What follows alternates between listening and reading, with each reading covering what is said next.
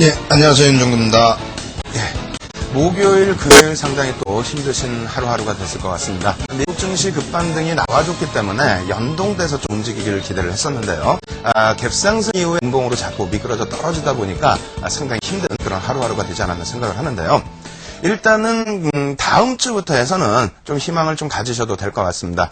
여러 가지 그 악재 요인들이 해소될 수 있는 그런 국면에 놓여져 있다, 이렇게 먼저 설명드리겠고요. 그리고 오늘 시간에는 이제 그 시황 부분을 조금 더 강조해서 말씀을 드릴 텐데, 그러한 이유는 여러분들께서 이제 그 반등의 실마리 자체를 정확한 곳에서 좀 찾으셔야 되지 않을까. 그러니까 지금까지에 뭐 나와 있는, 노출되어 있는 악재 속에서 실마리를 찾다 보면은 자꾸 실망감만 쌓이게 되고요. 실질적인 반등이 나왔을 때는 다소 주춤거리는 흐름이 나올 수 있기 때문에 오늘 제가 마지막 방송입니다. 마지막 방송인데 시황 부분을 여태까지 말씀드렸던 그러한 내용들을 종합적으로 좀 설명드리고요. 뒷부분에는 이제 업종 부분하고 그리고 ELW 부분 일부 설명을 드리겠습니다. 먼저 이제 시황 상황부터 살펴보도록 할 텐데요. 칠판을 이용해서 시황에 대해서 알아볼 부분들 설명을 드리겠습니다. 일단 지금 시장에서 사실상 반등의 실마리를 찾아야 되는데 어떤 문제가 있죠? 가장 큰 문제가 유가가 급락을 했으니까 급반등이 나오겠다, 이런 생각을 하셨을 겁니다. 근데 그런 부분에 있어서 실질적으로 시장에 미쳤던 영향력은 그다지 크지 않았었죠. 일단 먼저 그 유가의 급등을 연출시켰던 요인 중에 하나, 금리 인하와 함께 약달러 기조가 되죠. 첫 번째로 지금 현재 악재 요인을 적어보겠습니다. 약달러 기조라는 부분. 두 번째 부분은 이 약달러 기조로 인해서 연출되는 부분이 뭐가 있죠? 유가의 급등입니다. 원자재 가격 전체적인 급등이라는 표현은 잘 안 쓰죠. 유가 급등이라는 단어를 많이 쓰고 있고요. 세 번째 부분입니다. 이로 인해서 경기가 좀 침체될 가능성이 있다. 그래서 글로벌 경기의 침체, 경기 침체 부분, 사실은 침체까지는 아니죠. 둔화 부분인데 우리가 이제 침체라고 얘기를 하고 있고요. 네 번째 부분은 또 뭐가 있을까요? 국내 증시 기준에서 놓고 보실 때에는 아무래도 이제 외국인 매도, 30거래일 동안에 외국인이 매도를 하고 있다, 이러한 부분이 악재 요인이다, 이렇게 생각을 하십니다. 여기에 이제 뭐 추가적으로 한 가지가 더 있는데 금융에 관련 금융 불확실성이죠. 이 중에서 가장 큰 문제로 제기되는 부분은 사실은 금융입니다. 금융 부분이었는데 여태까지 여러분들이 오늘 같은 장세에서도 굉장히 힘들어하셨던 이유 중에 하나, 물론 뭐 고점에서부터 미끄러져 내려온 폭이 40포인트 가까이 되기 때문에 그러한 부분이 힘드셨을 겁니다. 다만 악재 요인이 어디서부터 시작이 됐고 어디서부터 시작이 돼서 5월, 6월, 7월 달에 조정을 받았는지, 이런 부분들을 꼭 생각을 하셔야 돼요. 그래서 이제 다시 칠판 놓고 보시게 되면은 맨 윗부분에 과연 약달러 기조 부분, 이 약달러 기조 부분이 과연 진짜 악재 요인이었는지 부분을 생각을 하셔야 됩니다. 그리고 이 약달러 기조로 인해서 올라왔었던 부분, 유가 급등이 실질적으로 5월 이후에 시장을 붕괴시킨 그런 악재 요인이냐, 그래서 이것이 해결이 되면은 반등이 나오느냐, 이런 부분들도 한 번 더 생각을 해봐야 됩니다. 지금 현재 기준에서는 뭐 유가 급락이 연출이 됐지만 오히려 시장은 탄력 반등을 못하고 있죠. 참 답답한 그런 모습인데 그 이유를 조금 이따 다시 보여드리도록 하겠습니다. 거기에 마찬가지로 또 경기 침체 부분에 있어서도 굉장히 막연한, 굉장히 뭐 지금 힘든 상황이긴 합니다만, 그렇다고 해서 경기 둔화도 아니고 침체에 대해서 너무 확대 해석하는 부분이 좀 없지 않아 있다, 이렇게 말씀을 드리겠습니다. 이 부분도 역시 표를 준비를 해왔습니다. 그래서 보여드리도록 할 거고요. 그리고 외국인 매도 부분도 막연한 공포감을 좀 갖지는 말자. 그리고 가장 중요한 부분, 금융에 대한 그 악재 해소 실마리가 있는지 그러한 부분을 좀 살펴보도록 하겠습니다. 파워포인트 준비를 했는데요. 일단 달러와 인덱스부터 한번 놓고 보면서 설명을 드리겠습니다. 달러와 인덱스 부분을 놓고 보시게 되면요, 한번 생각을 해보세요. 여러분들께서 맨날 눈 뜨고 일어나면 다우가 급락을 해요. 다우가 급락을 하는데 거기에 대고 해석하는 부분은 달러 부분이 약세를 떼어서 그 때문에 유가가 급등이 나왔다라는 해석이 되죠. 근데 실질적으로 약달러 기조, 공화당 정부에 있어서의 약달러 기조는 뭐 지속돼 왔습니다. 근데 3월 17일 글로벌 증시 반등이 나오는 시점, 또 국내 증시 반등이 나오는 시점 대비해서는 달러가 어떻게 됩니까? 멈춰져 있죠. 3월 17일이라고 한다면 유가 부분은 100불 정도 수준입니다. 그러니까 147불까지 올라올 때 40%대 이상의 상승이 나올 때 과연 약달러 기조, 추가적인 약세를 띄어서 유가가 올라왔느냐, 그렇지는 않다라는 거죠. 그래서 일단은 매번 얘기 나오는 약달러 기조에 대한 내용은 사실상 시장에 좀 와전된 부분이 많다, 이렇게 말씀을 드리겠고요. 두 번째로 서부 텍사스 준비율입니다. 뉴욕 선물 거래 지표를 가지고 나왔는데요. 일단은 3월 바닥 찍고 우리가 시장 반등이 나올 때 유가 상승률이 30%대였다라는 것을 생각을 하셔야 됩니다. 그러니까 30%대 상승이 나오고도 시장 반등이 나왔었다는 거죠. 그리고 실질적으로 5월달 대비해서 5월 고점 대비해서 장이 무너져 내릴 때 유가의 상승률 부분은 제한적이었죠. 20% 수준의 박스권과 그리고 5월 고점 대비해서는 10% 수준의 등락이 나왔다는 겁니다. 그리고 이 등락은 이란의 이제 뭐 핵무기라든가 그리고 장거리 미사일 이런 중동의 지정학적 리스크의 부각 때문에 올라선 부분이지 추세적인 부분이 더 강하지는 않았었다는 거예요. 다시 표현드린다면은 유가가 지금 급락으로 연동이 됐는데 시장은 어떻습니까? 만약에 이게 가장 큰 악재 요인이었다면은 당연히 시장 급반등이 나왔어야 되죠. 근데 현재로서는 그렇지 못하다. 그렇다면은 유가 문제 때문에 빠져내려간 것은 아니다. 이렇게 생각해 보실 수 있고요. 또 한 가지 굉장히 중요한 부분이 있습니다. 유가 부분이 이 정도 빠져서도 이제 그 시장의 반등이 안 나오다 보니까 한간에는 110불, 100불까지 밀려 내려와야 된다. 이런 해석도 있는데 그러한 부분은 좀 잘못된 생각입니다. 유가라는 것, 그리고 또 금리라는 거, 환율이라는 거 양면성이 다 있죠. 양면성이 있는데요. 유가 부분도 역시 마찬가지입니다. 지금 이처럼의 급락이 계속 나오게 된다면 경기 침체 우려감이 오히려 확산되죠. 수요가 급감할 것이다. 그렇기 때문에 자금들이 빠져나간다. 그리고 원자재 가격이 하락이 나온다. 이것은 오히려 안 좋은 해석이 될 수 있습니다. 그리고 특히 가장 근본적으로 유가가 밀려 떨어지면서 그리고 원자재 가격의 조정폭이 일부 나오게 되면서 오늘 장세 사실상 어떻게 됐습니까? 오늘 약세를 보인 요인 중에 가장 큰 부분이 포스코, 현대중공업, 그리고 삼성중공업 이 세 종목만 합쳐도 시가총액이 어떻게 돼요? 10%가 조금 넘습니다. 그 종목군들이 4%대 이상 하락을 했기 때문에 오늘 지수의 7포인트 이상은 요 세 종목에서 하락을 다 잡아냈어요. 그런데 이러한 부분이 이제 원자재 가격, 소재주들에 대한 부담 요인으로 자격이 된다라고 한다면 글로벌 증시의 흐름 자체도 긍정적일 수만은 없다. 오히려 그래서 유가 부분은 급등락이 아닌 점진적인 추세에서 안정세를 찾는 것이 월등히 좋다 이렇게 설명을 드리겠습니다. 단편적인 예로 한 가지 더 보여드릴 텐데요. 일단 미국의 시가총액 1위 업체 엑선모빌이 되겠죠. 엑선모빌 같은 경우에 한번 일봉 차트를 보여드리게 될 텐데 이 정도 수준입니다. 그러니까 5월 달에 고점 찍고 밀려 내려올 때 12.5% 수준의 하락이 나왔어요. 근데 이번에 유가 급락 때문에 어떻게 됩니까? 7.6%가 하락을 했습니다. 만약에 유가가 이렇게 급락이 나오지 않고 점진적인 하락으로 나왔다면 그래서 엑선모빌의 주가가 이렇게 급락으로 연출이 되지 않았다면은 다우의 반등 탄력은 좀 더 강했을 겁니다. 왜? 지금 다우의 시가총액 기준으로 14일자 월요일자 기준으로 16.4%예요. 그럼 금융주들 전체를 다우에 소속돼 있는 금융주들 전체를 놓고 봤을 때 시가총액 수준이기 때문에 이 한 종목의 시가총액이요. 그래서 유가 부분이 뭐 추가적으로 급락이 나와야 시장이 좋아진다. 이런 생각은 버리시기 바랍니다. 오히려 안정적인 추세가 더 긍정적이다. 이렇게 설명드리겠고요. 그리고 이제 경기 침체에 대한 부분도 자세하게 한번 설명을 드려보도록 하겠습니다.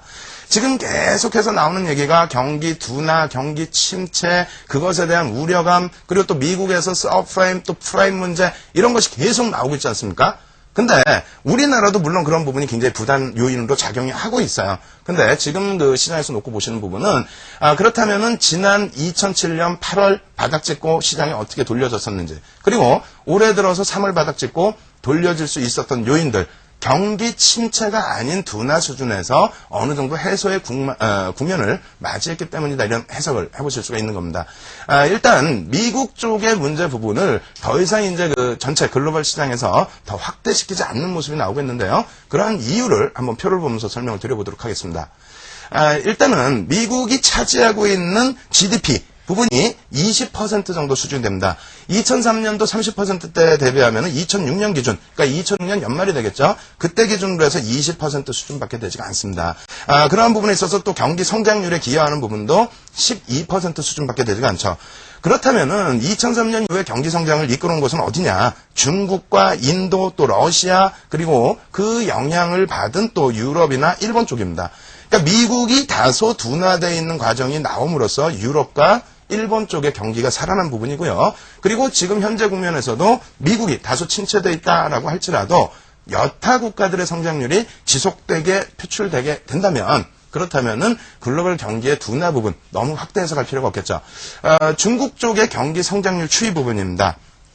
이렇게 놓고 보시면은 이제 2007년도에 11%대에서부터 올해 상반기 부분에 10.4% 수준으로 밀려 내려갔기 때문에 야 이거 경기가 엄청나게 둔화된 것이 아니냐 이런 우려감 가지실 수 있는데요. 올해 1사분기까지만 해도 중국 경기 성장률 부분은 8.5%까지 크게 낮춰놓은 부분이 있었어요. 그렇기 때문에 사실상 중국의 두 자릿수 성장이 유지됐다. 서프라임 이후에 이러한 그 우려감이 해소가 돼 있는 부분이 있다라고 한다면은 경기 침체 둔화까지 확대 해석하시기에는 좀 무리가 있지 않겠느냐 이렇게 말씀드리겠고요. 두 번째로는 중국 소비자 물가지수 CPI 추이 부분인데요. 지진과 폭설과 지진 때문에 물가 상승률이 상당히 높았었습니다. 근데 최근 들어서 물가가 다시 소폭이나마 안정 추세로 돌아서고 있다는 부분은 이러한 표에서 한번 확인을 하실 수가 있죠. 1차 과열, 2차 과열 이렇게 표시해드린 것처럼 물가 상승률이 경제 성장률을 뛰어넘어설 때 그럴 때 큰 문제가 부각이 되는 겁니다. 지금으로서는 연초에 그리고 1사분기에 물가 상승률이 가파랐던 부분이 다소 안정세를 찾고 있기 때문에 가장 GDP 성장률의 기여도가 높은 중국 쪽의 모멘텀이 유지가 된다라고 한다면 경기 침체까지 일컫지 말자 이렇게 설명드리겠고요. 그리고 IMF 세계경제 전망치 재조정 부분입니다. 7월 17일 날 나온 자료인데요. 물론 이번에 이제 그 프라임 관련된 내용을 포함시키지 않았다라고 할지라도 전 세계 성장률 부분 자체를 0.4% 이상 증가를 시킨 부분입니다. 거기에 또 한 가지가 있죠. FRB 쪽에서도 이번에 발표를 했습니다. 프라임 문제가 터진 이후에 미국 내의 경제 성장률 부분을 오히려 하반기 기준까지 해서 상향을 시켰다는 부분이에요. 그러한 부분으로 놓고 본다면 다시 칠판 한번 놓고 보실까요? 칠판으로 놓고 보실 때 여러분들께서 약달러 기조 눈으로 분명히 확인하셨습니다. 약달러였던가요? 아니죠. 3월 17일 날 바닥을 분명히 찍었다는 얘기입니다. 근데 왜 자꾸 밀려 떨어질 때 약달러 때문이다. 그로 인한 왜 유가 급등이라는 핑계를 자꾸 냅니까? 유가 급등 아까 놓고 보신 것처럼 3월부터 5월까지 시장 랠리 나올 때 30% 올라왔어요. 그리고 실질적으로 시장이 깨져 내려올 때에는 고점 대비해서 고점을 찍는다면 10% 수준밖에 움직임 폭이 없습니다. 근데 핑계대는 거 맨날 유가. 이런 데서 자꾸 답을 찾으시려다 보니까 유가가 급락이 나오더라도 시장 반등이 못 나오면은 자꾸 실망하시게 되시고 그러다 보면은 패닉 상태, 내동 매매를 하시게 되죠. 이런 부분 절대 아니다, 아니었다라는 것이 오늘자 부분에서도 또 확인이 된 겁니다. 그리고 경기 침체 부분도 방금 보여드린 것처럼 미국의 침체 부분은 일단은 미국의 침체예요. 그리고 글로벌 시장에서의 흐름은 일단 중국 쪽의 두 자릿수 성장성이 지속됐다라는 것이 확인이 됐죠. 거기에 IMF 쪽 그리고 FRB 쪽에서도 분명하게 세계 경기 성장률이나 미국 경제 성장률 부분을 오히려 하반기 부분에서 더 확대를 해놨다라는 부분은 우리가 뭐 침체가 아니다, 뭐 둔하다 이런 표현도 될 수 있겠습니다만 우리가 너무 확대해서 해석한 것이 아니냐 이렇게 설명을 드릴 수가 있겠습니다. 그렇다면은 국내 증시뿐만 아니라 아시아 증시가 이제 조금 오늘 반등이 좀 미흡했는데 우리나라의 반등폭이 미흡했던 부분에 대해서 이런 해석들이 많아요. 외국인들의 문제 아니냐. 외국인들이 지속적으로 매도하고 대차 매도를 하니까 그 때문에 시장이 뭐 반등을 못한다. 외국인이 매수를 내야 반등할 수 있다? 그것도 아닙니다. 그렇다면은 여러분들이 외국인들이 언제부터 얼마큼 매도했는지를 살펴보셔야죠. 살펴보시지도 않고 그냥 무작정 외국인이 매수해야 된다. 이런 기준을 잡으시다 보면은 막상 반등이 나왔을 때 외국인의 매수가 없이 반등 나왔을 때는 야 이거 가짜 반등이다 이렇게 생각하실 우려감도 있다라는 겁니다. 그렇다면은 외국인들의 매매 동향 부분을 한번 또 살펴보도록 하겠습니다. 국내 증시에서 외국인들 매매 동향표를 준비해봤는데요. 외국인들은 아주 단순합니다. 왜냐하면 1000포인트 이상에서 단 한 번 외국인 지분율이 1% 이상 증가해 본 적이 단 한 차례가 없습니다. 그렇기 때문에 전부 1000포인트 미만 또 2003년부터 2004년도까지 해서 28조 매수했던 게 700포인트 평균 단가의 매수를 낸 부분이죠. 그렇기 때문에 잘 보세요. S&P 500 지수 올라오게 되면은 외국인들은 정체 상태에 놓여지는 것이지 본격적으로 매수를 하는 적은 없습니다. 그리고 S&P 500 지수, 그러니까 뭐 다우 지수를 놓고 보셔도 상관은 없어요. 밀려 내려갈 때 매도 강도가 좀 더 강화되는 거죠. 마찬가지입니다. 반등 나올 때 정체, 다시 밀려 내려갈 때 강도 있는 매도. 여기서 전체적으로 놓고 보신다면 이게 2007년도의 흐름인데요. 2007년도의 흐름에서 외국인들이 지속적인 매도를 해왔어도 시장은 어떻게 됩니까? 중간에 한번 충격은 받았지만은 연중 저점 대비해서 고점까지 50%대 상승이 나왔다. 그리고 이 부분을 조금 더 멀리 확대해서 보도록 하겠습니다. 지금 한번 놓고 보세요. 98년, 97년 이후에 외국인들이 시장에서 10거래일 이상 매도한 그런 기준점을 가지고 나와봤는데요. 지금 현재 그 2005년 이후에 65조 이상의 외국인들의 매도가 지금 집계되어 있습니다. 그리고 특히 이번에 이제 30거래일 동안의 순매도 8조 3천억 수준인데 이 부분이 그럼 굉장히 공격적인 매도이냐? 그렇지는 않다라는 거죠. 왜냐하면 1월 3일부터 해서 1월 31일까지 매도한 부분 21거래일 동안에 8조 6천억 매도했어요. 월등히 더 강한 매도 강도가 1월 달에 표출이 됐었다.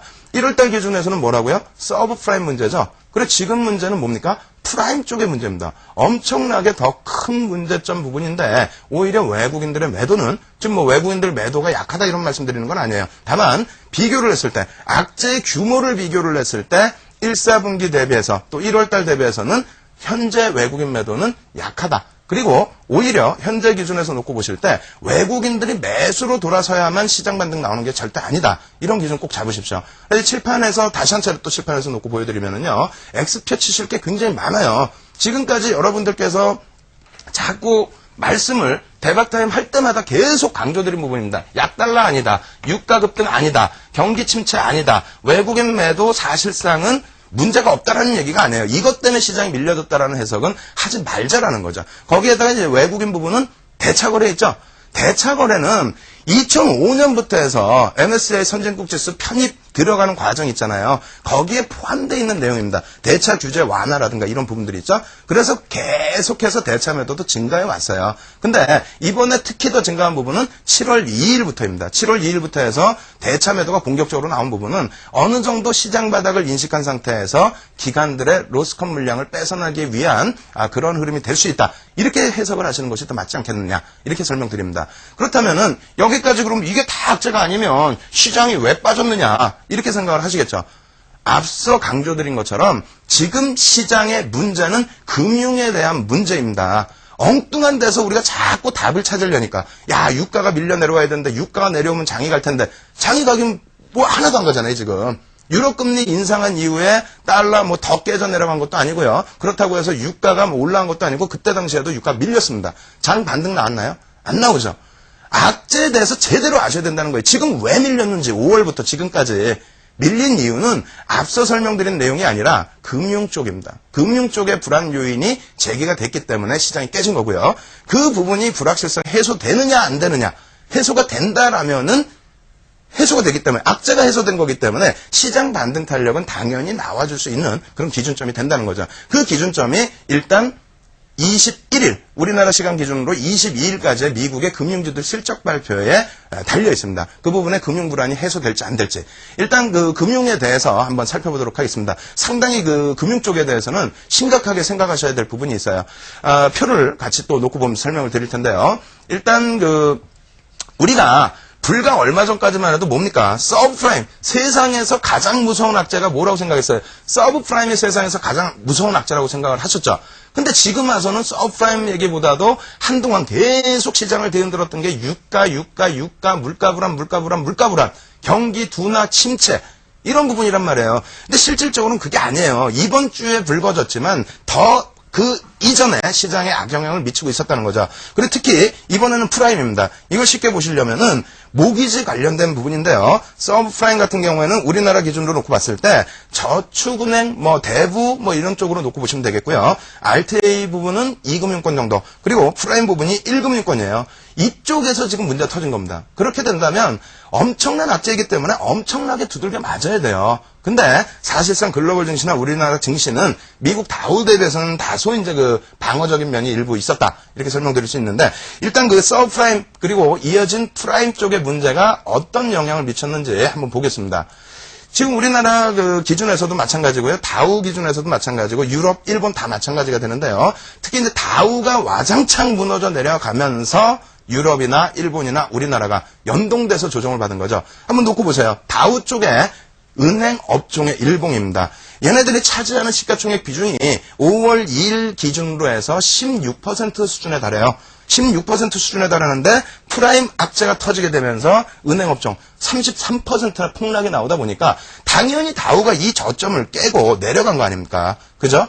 이러한 부분 때문에 다우가 약세를 띈 거지.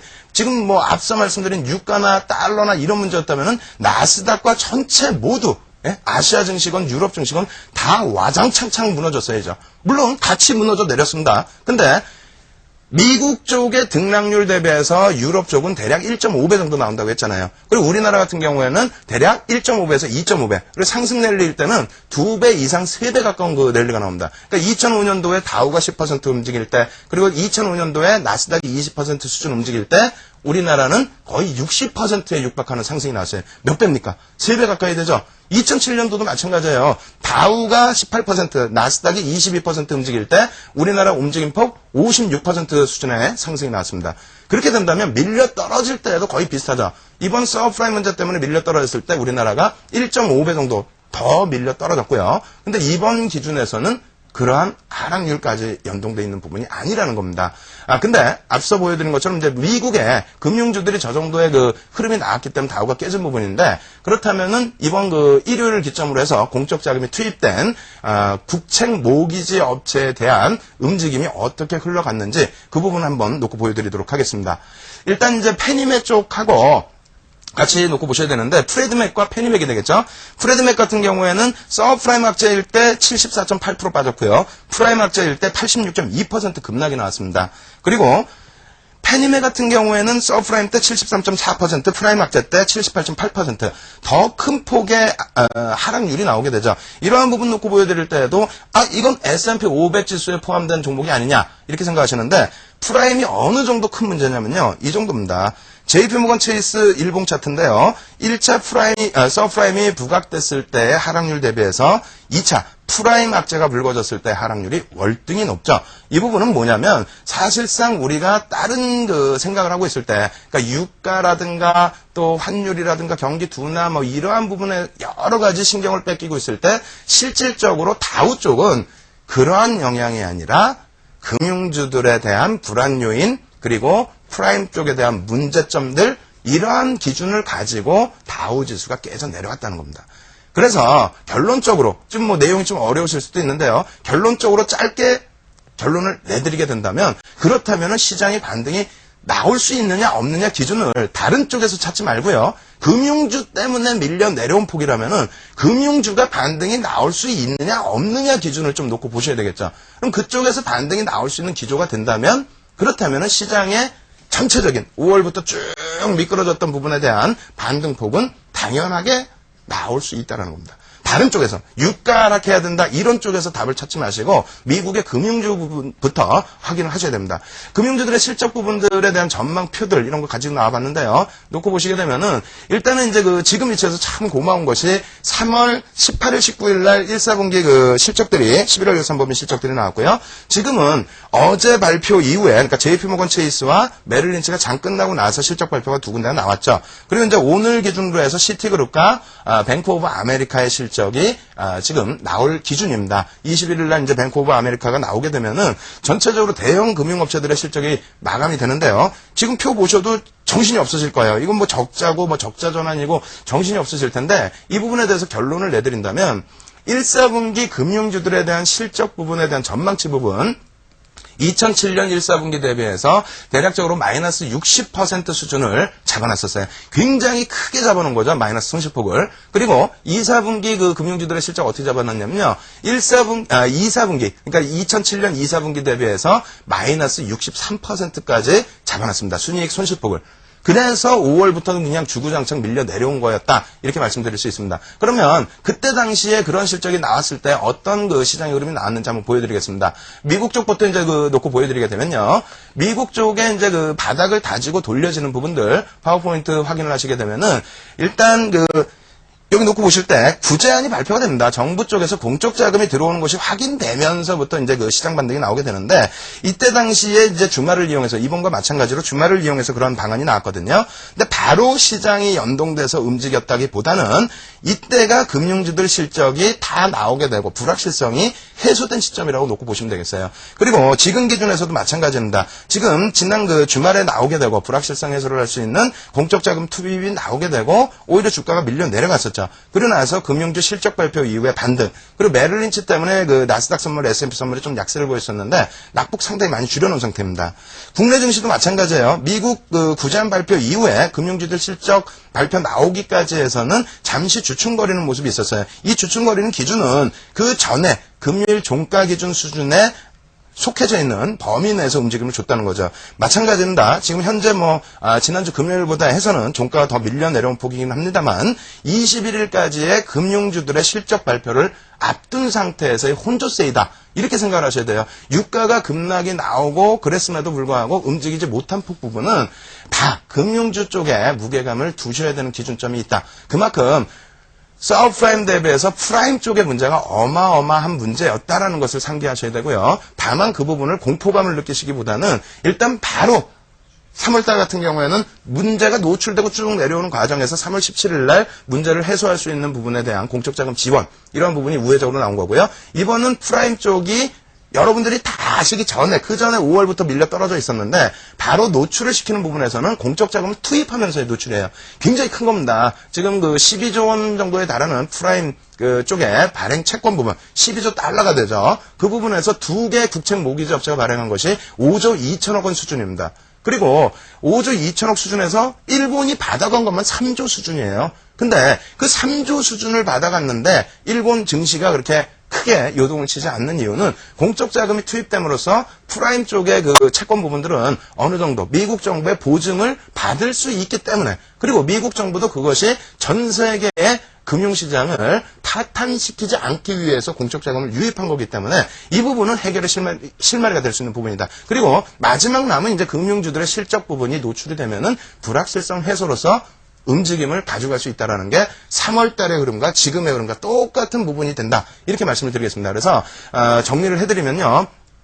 일단은 많은 악재, 시장에서 많은 악재가 노출되어 있지만은 그것이 앞서 보여드린 도표들처럼 달러가 더 약세를 띈 부분이 아니고 유가 부분이 어마어마하게 급등을 연출을 해서 시장이 깨진 게 아니고 그렇다면은 이제는 금융주 쪽에 더 시각을 가져가자 이렇게 설명을 드립니다. 그리고 마지막으로 이제 시황 부분에서 한 가지 더 강조를 드리게 된다면 역시 이제 표 보고 설명을 드리겠습니다. 그럼 이번 반등이 어느 정도 수준에서 움직임이 나올 수 있을까? 이번 반등 랠리가 어느 정도 탄력을 받을 수 있을까? 이런 부분을 보여드릴 텐데요. 먼저 이제 다우지수부터 해서 보여드리도록 하겠습니다. 일단 그 코스피 일봉 부분인데요. 잠시만요. 예, 죄송합니다. 다우 일봉부터 더 먼저 보여드릴게요. 다우 정신없이 움직임 나와 있지만은 다우 기준에서 12,700포인트, 800포인트는 기존에 이제 그 강한 지지라인이 형성되던 구간이기도 하고요. 오히려 이제 그 돌려지는 부분에 있어서는 현재 놓고 보시는 것처럼 12,700, 800포인트가 굉장히 주요한 저항선 라인이 됩니다. 근데 제가 잡는 기준점은 12,700, 800포인트 기준에서 다우 쪽은 그 밑으로 올라 내려갈 때는 다소 과도하다라고 말씀을 드릴 수가 있는 부분인 것 같아요. 그래서 그런 그 흐름이 나오게 됐을 때 V자 형식으로 전부 반등이 나오죠. 이번 반등에서도 그러한 반등을 한번 기대해 보고요. 국내 증시에 있어서는 1800 기준이 되겠습니다. 근데 지금 기준에서 1800 놓고 보시면 너무 멀잖아요. 너무 먼 기준점으로 놓고 보실 때, 야, 말도 안 된다. 오늘 당장도 힘들어 죽겠는데 무슨 1800까지 반등 나오냐고 그렇게 생각하시는 분들 계시는데요. 전체적으로 앞에 놓고 보실 때는 마찬가지입니다.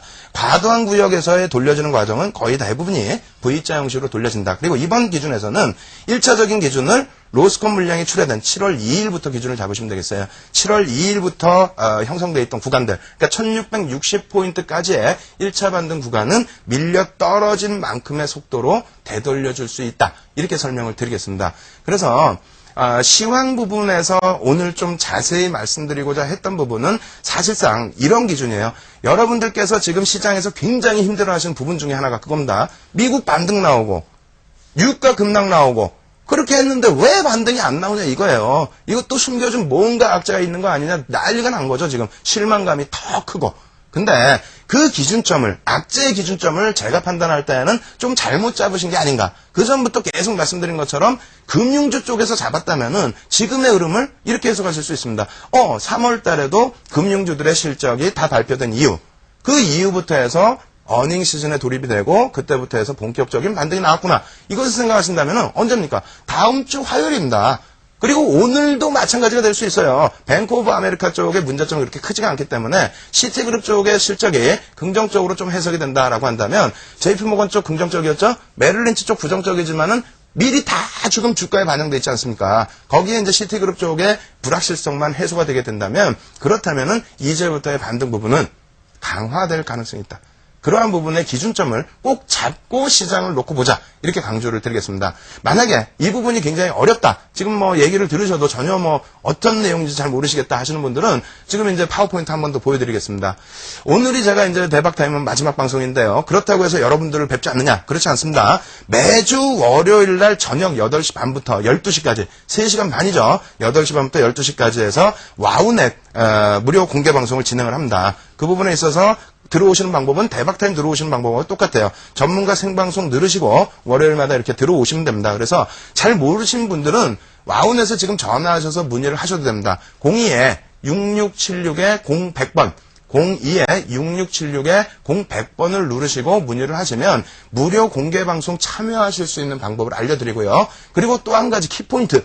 오늘 밤 11시부터 대박타임 11시에 끝나죠. 근데 끝나는 게 아닙니다. 11시부터 새벽 3시까지 미국 증시의 흐름 그리고 앞서 설명드린 시황 부분의 그런 흐름들 다시 한번 자세하게 설명을 드릴게요. 왜? 11시부터 3시까지는 4시간을 해드리기 때문에 아주 자세한 시황 설명을 드리고요. 그리고 여러분들이 궁금해하시는 종목 부분들 지난 뭐 대박타임 앞서서 지금 매집주들에 대한 내용, 주도주들에 대한 내용 쭉 알려드렸습니다만 그것을 미처 못 들으셨다 하시는 분들은 이번 반등이 놓치면 안 되지 않습니까? 그래서 그러한 기준점에서 종목에 대한 AS 그리고 업종에 대한 부분까지 말씀드릴 테니까 11시 이후에 참여하실 수 있는 분들은 꼭 참여를 하시면 되겠고요. 지금 나가는 전화번호로 문의를 하시면 참여하실 수 있는 방법을 안내를 해드릴 겁니다.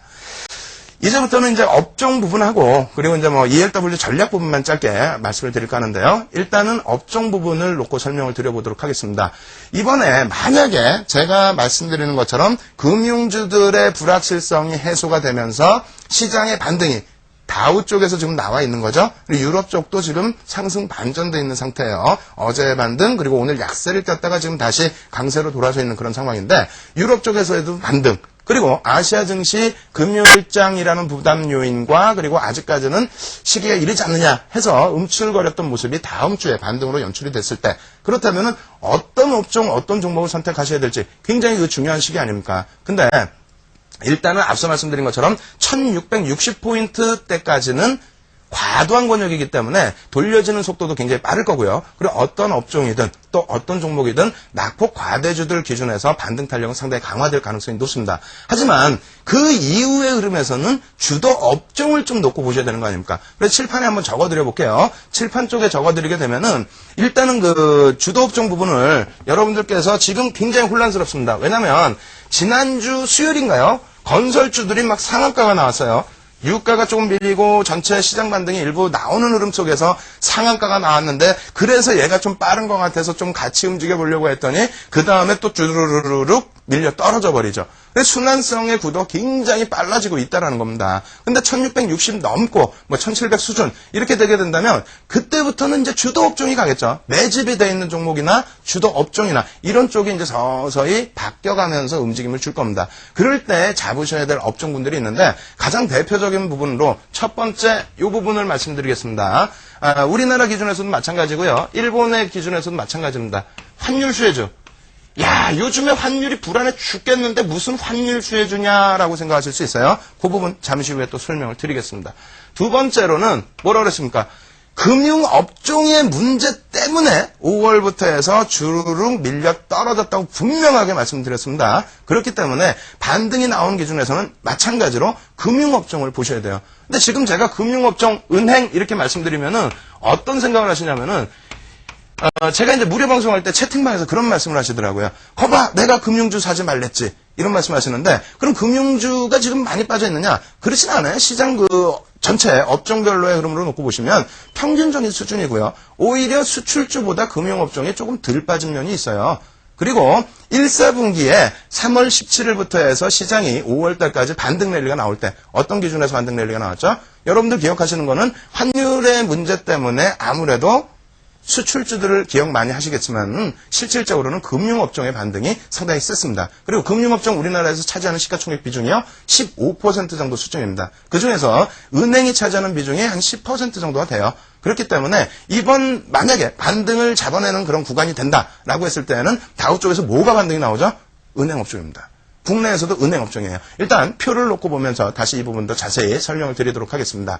파워포인트 이제 보여드리게 될 텐데요. 일본의 니케이 225 주봉 차트 가지고 나와봤습니다. 서브프라임 악재 때문에 33% 수준의 하락이 나왔었어요. 굉장하죠. 미국이 이 당시에 빠져내려온 게 18% 수준입니다. 그리고 미국이 12% 반등 나올 때 구제안 발표 이후에 일본 같은 경우는 24% 수준의 반등이 나왔어요. 등락률 자체가 2배라는 겁니다. 근데 이번에는 상대적으로 다우라든가 글로벌 증시 대비해서 덜 빠졌어요. 덜 빠진 이유가 일단은 프라임 쪽의 문제, 그러한 문제 굉장히 큰 문제긴 하지만은 미국 내 문제로 인식하는 부분이 있고요. 또 한 가지 가장 주요한 요인은 요겁니다. 요거 한번 놓고 보세요. 원달러 환율이거든요. 환율 부분에 있어서 미국의 금리 인하 때문에 약달러 기조 때문에 주구장창 밀려 내려올 때는 어떻게 됩니까? 일본도 GDP의 45에서 50%가 수출이에요. 그렇게 되다 보니까 뭐 토요타라든가 소니라든가 미츠비시라든가 전부 주가가 약세로 밀려 떨어지면서 시장이 굉장히 힘들었었죠. 근데 3월 17일 기준에서부터 어떻게 됐다고요? 달러는 약세, 추가적인 약세가 아니라 반등을 일부 모색했다고 그랬죠. 거기에 엔화 가치 부분, 반등 기조를 연출을 해줬기 때문에 사실 우리나라하고 비슷한 반등입니다. 대략 한 14%대의 반등 정도 형성이 됐었는데요. 이 환율을 가지고 일본 시장이 굉장히 긍정적인 방어력을 표출한 것이다. 이렇게 설명드릴 수가 있습니다.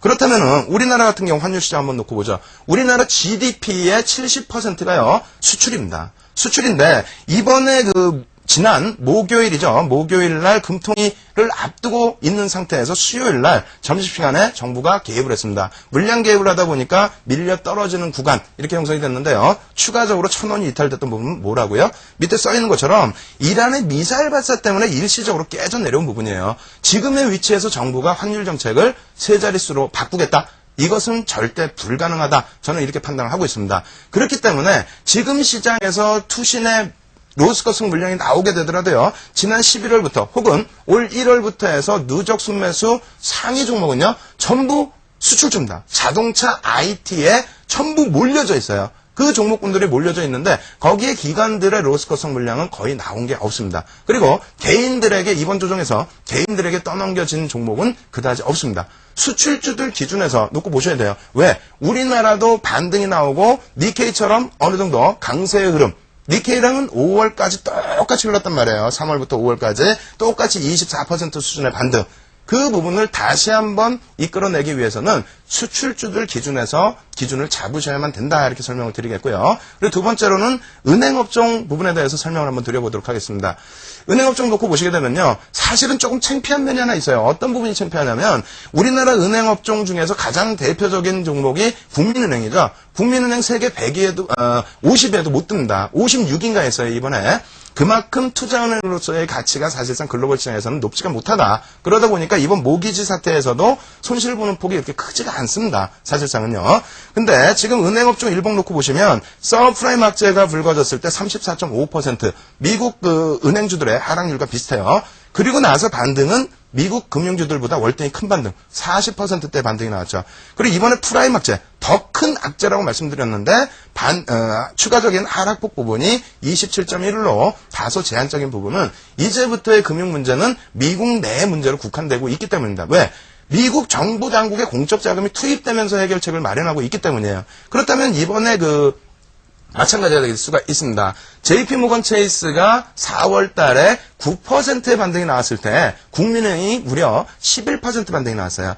그 정도의 탄력적인 연동성을 가지고 있다. 참 창피한 얘기지만은 우리나라 금융주들, 은행주들의 경우는 이제 내년에 자통법 시행이 되면은 점점 덩치를 조금 더 키워나가고 그리고 투자은행으로서의 발돋움을 하기 위한 부분이 굉장히 표출이 많이 되고 있는 부분이 있잖아요. 근데 그러한 부분에 있어서 아직까지는 규모가 되지 않기 때문에 실질적으로 서브프라임이라든가 프라임에 대한 요인들, 악재 요인들이 미치는 영향력이 제한적입니다. 그럼에도 불구하고 주가는요. 어떻게 됐다고요? 동반적으로 와장창 밀려 내려왔다. 대신에 3월 17일 날 보니까 어떻게 됐다고요? 그러한 금융악재가 해소됐을 때 올라온 부분은 국내 업종 중에서 또 시가총액이 10% 이상 그렇게 높은 비중에서도 상당히 탄력적인 흐름이 나와줬다는 거 이런 부분을 꼭 염두를 해두셔야 됩니다. 그래서 공포감을 가지실 때가 아니라 이제는 금융업종에 대해서 다음 주 초반, 중반 정도면은 미국 시장에서의 그 불확실성 부분이 금융주에서 해소가 되느냐 이것을 확인하신 이후에 접근하실 수 있는 범위로 말씀을 드리도록 하겠고요.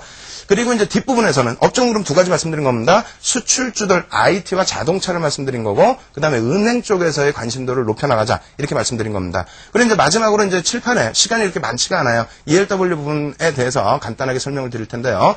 칠판 활용도를 좀 사용하도록 하겠습니다.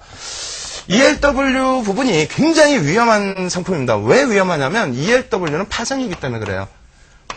여러분들께 이제 ELW 부분을 그 대박방송에서 처음 시간에 좀 언급을 드렸고 이번에 다시 말씀드리는 이유가 일단은 다음 주 기준에서 불확실성이 해소된다면 금융주 쪽에서의 불확실성이 해소가 되고 글로벌 시장 자체의 반등 추세가 연동이 되게 된다면 이 부분은 조금 더 활용을 하실 수 있는 범위가 있다. 그리고 시장이 여전히 침체 상태에 돌아간다 할지라도 여러 가지 전략을 수립할 수 있는 상품이기 때문에 이 부분을 말씀을 드립니다.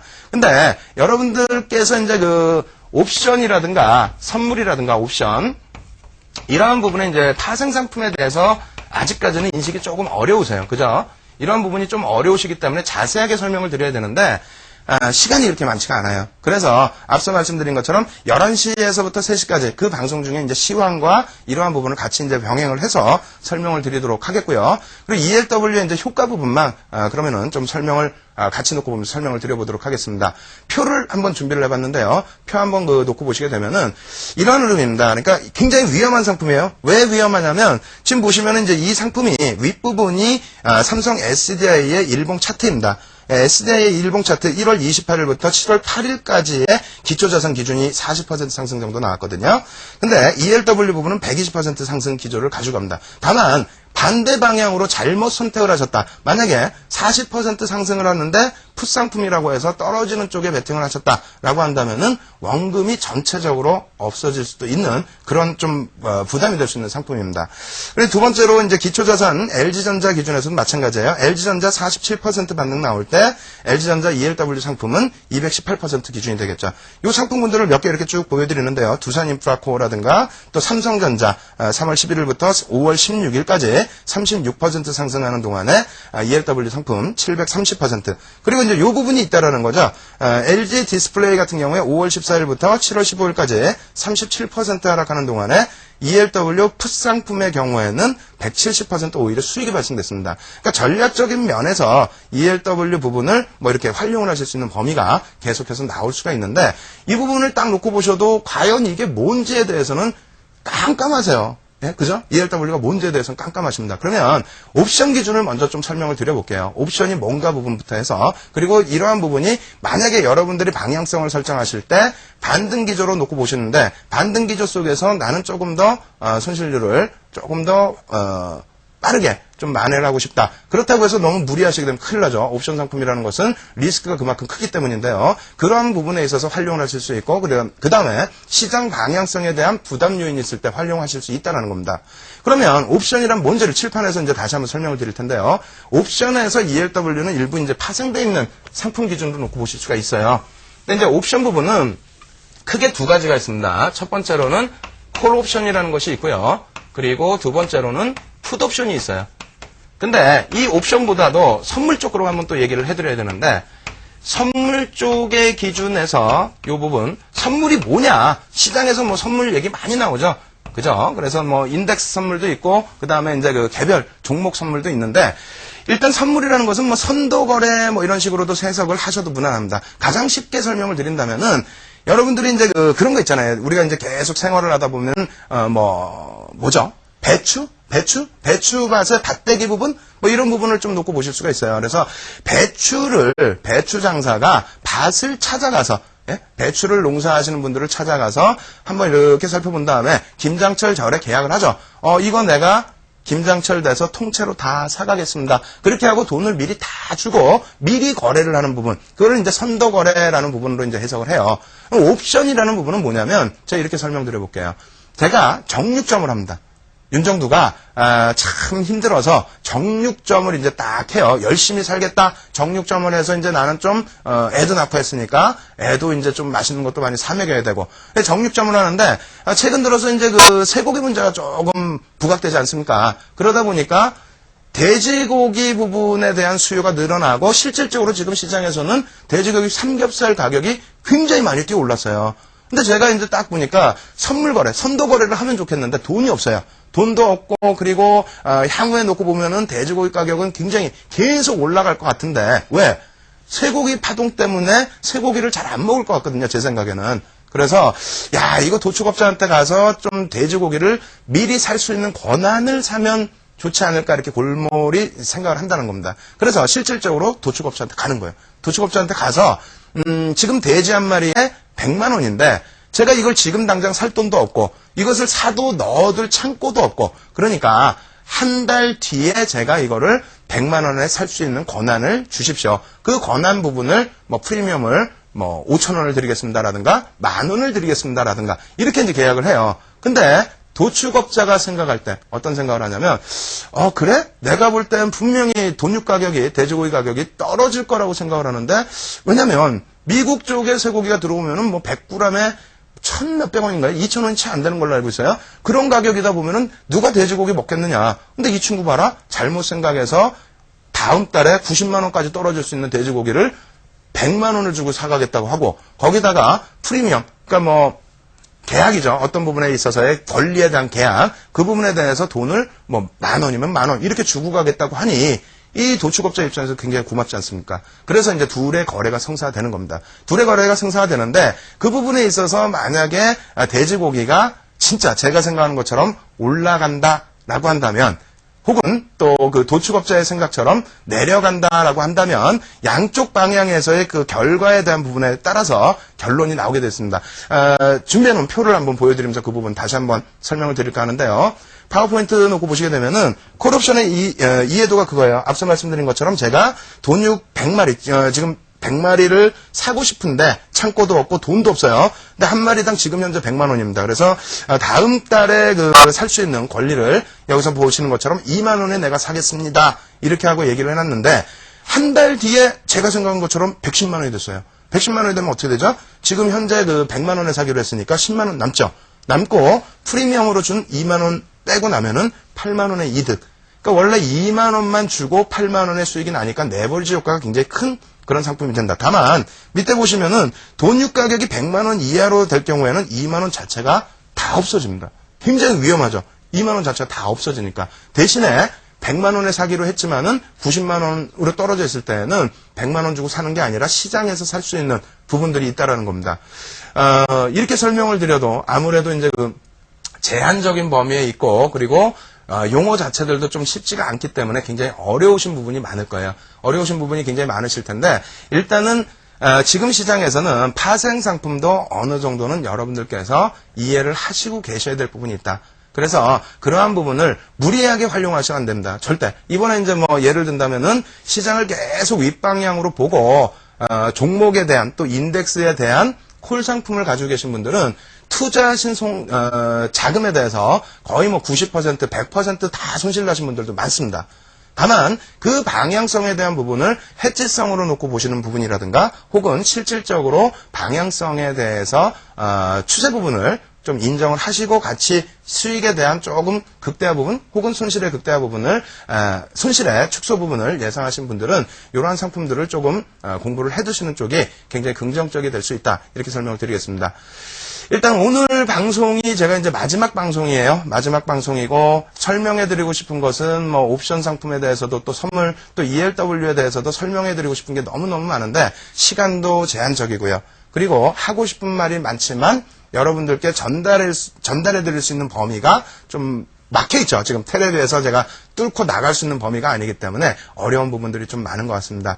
어찌됐건 그 6주 동안의 기간 동안에 여러분들과 쭉 해오면서 한 3주 정도는 매집주와 주도주에 대한 설명을 드리면서 그나마 종목을 선택하시는 방법을 좀 알려드릴 수가 있었는데 오늘 같은 경우에는 이제 마지막 방송이다 보니까 종목의 이제 어떤 부분보다도 가장 중요한 시장을 좀 잘 놓고 이해를 하고 그 부분에 대해서 조금 더 긍정적인 마인드를 가져보자 이렇게 생각을 해서 시장 부분을 많이 설명을 드렸어요. 만약에 오늘 방송에서 여러분들께서 이해가 잘 안 되시는 부분은 앞서 말씀드린 것처럼 11시 이후에 대박타임 끝난 이후에 인터넷 무료 방송을 참여를 하셔서 그러한 부분에 있어서의 궁금증 해소를 하시고요. 그리고 종목에 대한 AS나 신규 종목에 대한 궁금증들 이러한 부분도 이제 참여하셔서 좀 풀어나가실 수 있겠습니다. 참여하시는 방법은 지금 주소 나가고 있죠. 방송 참여는 wownet.co.kr 전문가 방송, 생방송 쪽으로 들어오시면 되는데요.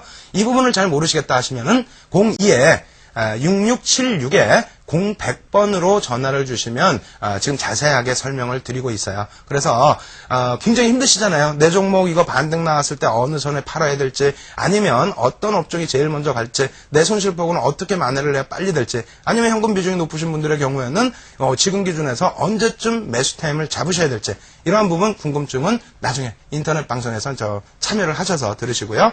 그리고 이제 온라인 쪽에는 내가 약하다. 온라인 쪽 어떻게 접속할지도 모르겠고, 그리고 이제 나는 새벽 시간에 시간이 없다 하시는 분들은 오프라인 강연회가 준비되어 있습니다. 일단 이제 파워포인트 한번 보여드릴 텐데요.